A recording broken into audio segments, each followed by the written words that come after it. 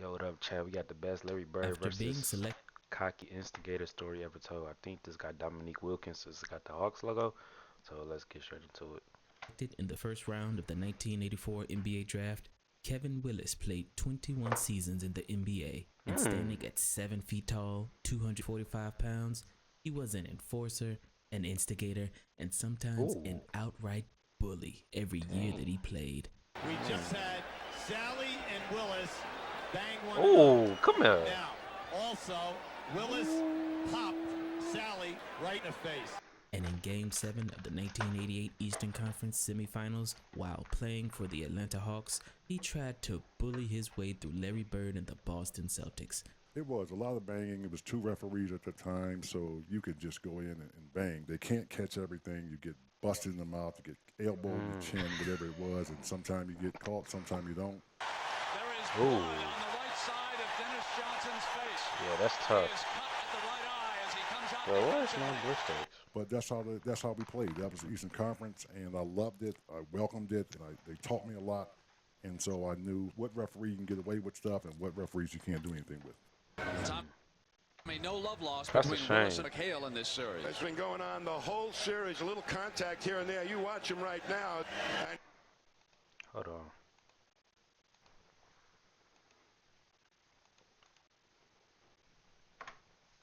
here's some serious stuff going on as McHale held him, and then Willis just smacked him in the nose, and then back comes McHale, and they call the second one.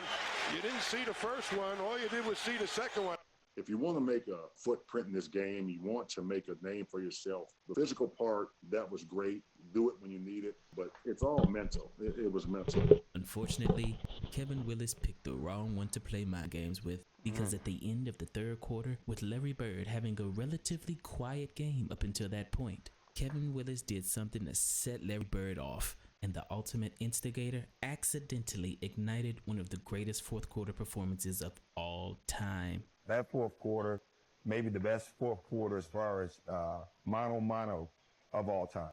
In that series, Larry Bird and the Boston Celtics were facing the greatest Atlanta Hawks team in franchise history, led by the human highlight film Dominique Wilkins. 15 seconds. Here's Eddie Johnson. Ooh! And 1 second. Here's Eddie Johnson. Ooh! 15 seconds. Here's Eddie Johnson. Oh my goodness, no. By the human highlight film Dominique Wilkins. 15 seconds. Here's Eddie.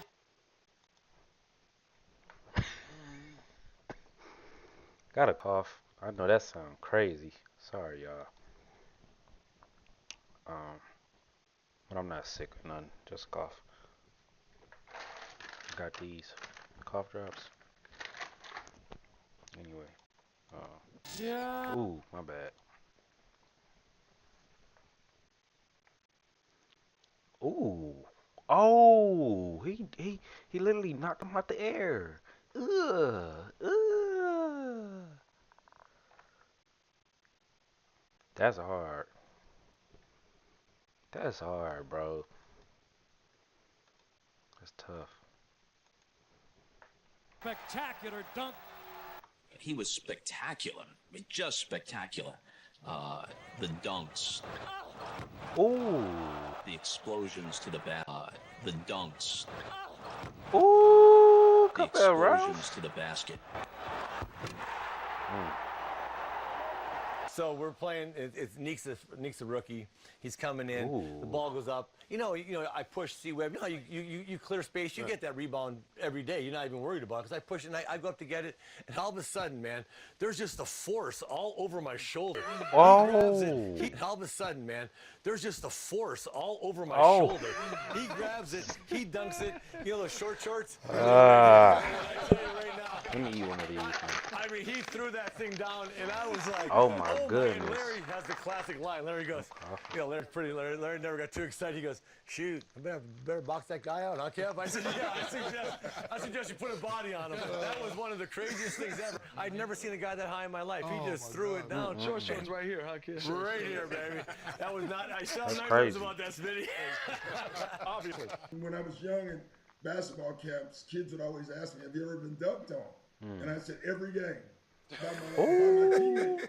You know, I don't know how many times I thought I was getting an offensive rebound, and then all of a sudden this guy is jumping over me. You know, he had this saying: a lot of people can go to the top floor, but very few people can go to the penthouse. But when the series began, Larry Bird set the tone in Game 1 by dropping 24 points in the first quarter. Back to Larry, Wow, looking that's for three. insane. That's crazy. Inside Larry, pushed by Wilkins. Fall away, Bird. What did I say at the top?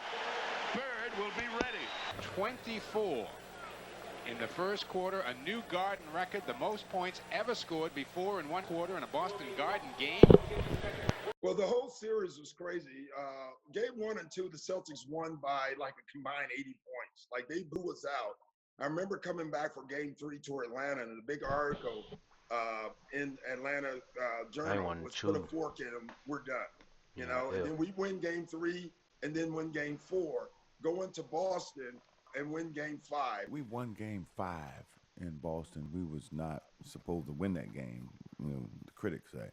So we knew going to Game 6, I said, man, we could advance and we can beat these guys. And then the last play in Game 6, I inbounded the ball to Cliff Livingston, and he was supposed to dribble handoff to either me or Dominique. Cliff looked at Dominique, and then Cliff went on his own and shot Cliff's right-handed. He shot a left-handed hook shot to end that game. Good shot. Look for Dominique Wilkins to begin with. Here we go. Livingston, no. Boston has won the game. We blew our opportunity, and at the end of the game, we drew up a play. And yeah, he sold, nigga. Why would you go up with that? Should have dribbled handoff to Doc or Dominique, like they say, like Doc said. It turned into a broken play, and Cliff Livingston went to basket left hand running hook. I was mad because the play was supposed to come to me, and I'm like, "Woody, don't break the play, bro." And so we ended up losing that game. And we had won, and we was waiting to play the winner of Atlanta-Boston. Yeah, they beat y'all Game 6 in Atlanta. Dumars and I on the phone because we watching the game and we taking notes. After y'all lost Game 6, Joe and I hung up. We said, all right, we playing Boston because they ain't going to win in Boston. Thanks, Steve. And so I remember landing in Boston, and I remember this old lady at the airport, and I'm not exaggerating. She may have been 80, and she walked up to me, "Hey, Rivers, you thought you wasn't coming back, didn't you?" I will never forget that. I wish I knew who that lady was. After the Game 6, Barrett made a prediction. He said, Atlanta blew their opportunity. I'm guaranteeing a win in Boston. Well, they had their chance. You know, they had a big chance to beat us. I think now that we're going to come out and play like we did tonight, but we're going to be at home. And our shots are going to be dropping a little bit better, and we're going to be running a little bit faster. So I'd say Sunday's going to be a big win for the Celtics. And we had to look at that, right? Big headlines. So I remember we get to Boston, and we walk out of the locker room, and I stopped. I said, we going to win this bleep game. I said, if you ain't ready to fight, you ain't ready to go to war, don't come out here. I said, whoever guarding me tonight going to have a long night. Oh, Glass. He is off quickly here. Oh, Glass again. I mean, every time I got to the lane, there was Harris, there was Dennis in the lanes, there was Kevin McHale. So I had to get creative. But I felt like in that game, no matter what they threw at me, it didn't matter. The offense for the Hawks. Wilkins from the perimeter. That's running the offense. 20 points for Dominique. And during the first 3 quarters, everyone could see that Larry Bird didn't look like his normal dominating self. So Bird has not taken charge, and perhaps age and father time starting to tell. Wow. Bird cuts free. Rims out. Move in tightly on Johnson after he picks up his dribble. Against the double team, Bird is short again. Bird on the pull-up. Doesn't get the roll. So the superstar who put the pressure squarely on his shoulders by guaranteeing a victory here for Boston in number 7, struggling in the opening period. And when Kevin Willis saw a glimpse of weakness, he got way too cocky and decided that this was his chance to break Larry Bird's spirit. Ooh. But instead of breaking Larry's spirit, all he did was wake up a sleeping giant. you know, Bill, I was that guy who wanted to be physical, the enforcer on the team and all that. And I had to sort of try to protect Dominique. And so when Willis Reed became assistant coach, he got in my ear. Willis Reed said, man, listen, the physicality is great, but it's the mental side of the game I want you to start focusing on. Never forget this. Kevin Willis, we would come down the court in the third quarter, and he reached over in Bird's chest. So it was Kevin Willis, it was me and Larry. We run down the court, and Kevin reached across me and put his hands in Bird's chest. He reaches across me and puts his finger in Larry Bird's chest, said, don't let this so-and-so score any more tonight. Don't let this so-and-so score no more tonight. Said, don't let this so-and-so score any more tonight. I'm like, they must be cussing crazy. Don't score anymore. Bird's eyes got this big. I look at Kevin, what are you doing? And I looked at Kevin, I'm like, what the hell are you doing? You don't want to awaken a sleeping giant. He got 12 points. Like, don't wake him up. And I looked at Kevin, what you doing? Are you crazy?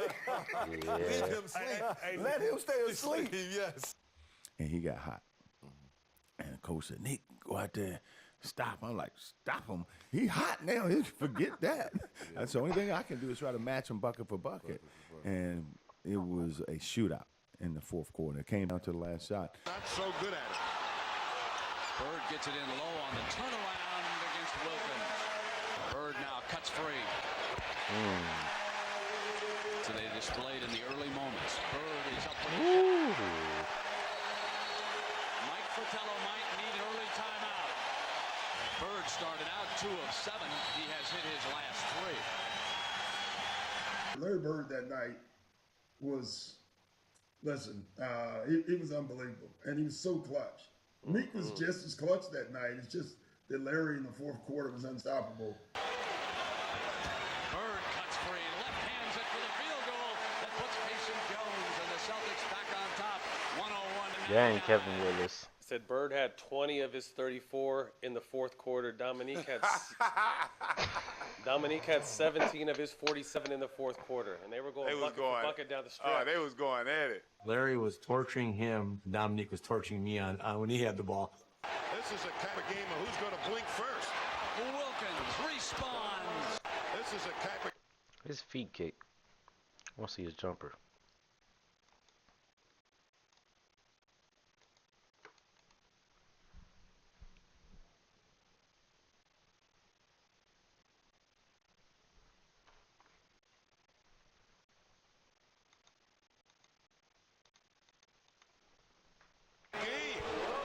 That fourth quarter, maybe the best fourth quarter as far as mano of all time.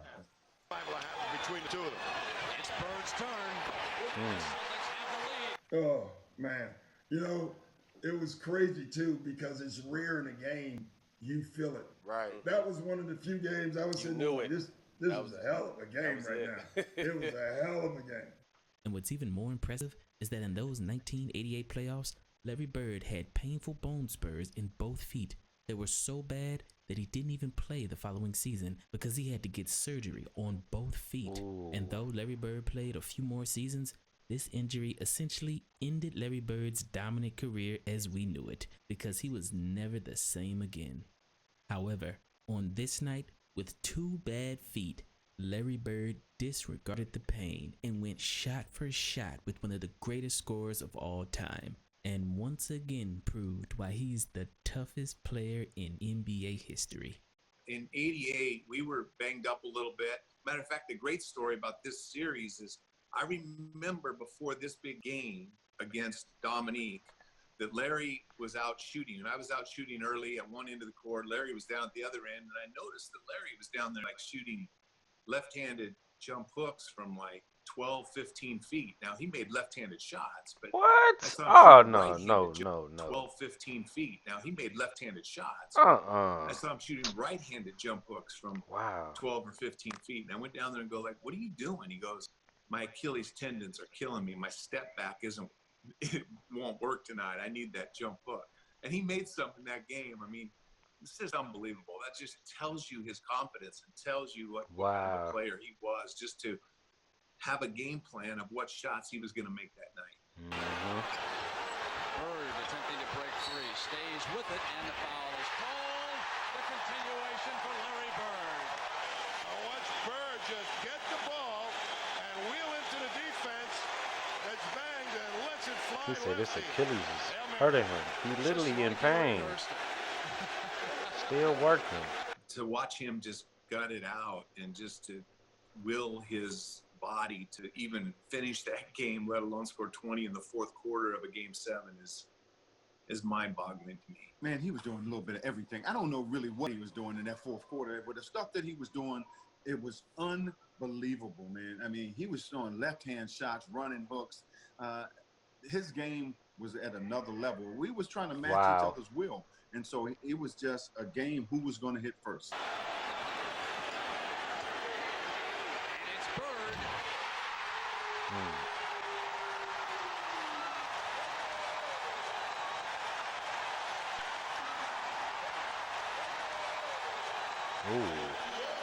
And the duel continues. 42 for Wilkins, 30 for Bird. It's 112-107 Boston.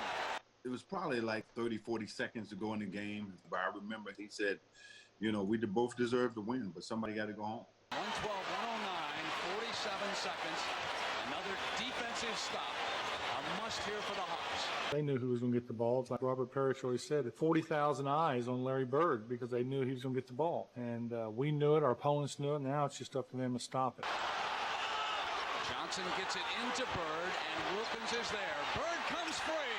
Bird for the layup. You are watching what greatness is all about.